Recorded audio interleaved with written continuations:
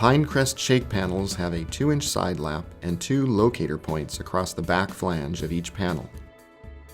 The machine edge of the next panel must align with the locator point of the panel below as shown to create a staggered pattern across the roof.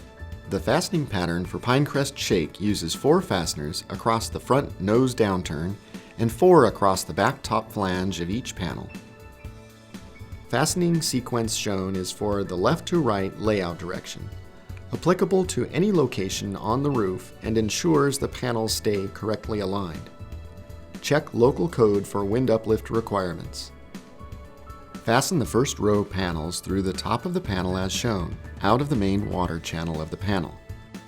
Please note, top panel fastening is also acceptable behind easy vents and chimney or skylight details as necessary.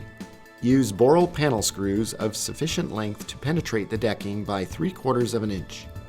Screws are coated with a corrosion-resistant coating and screw heads are colored to blend with the panels.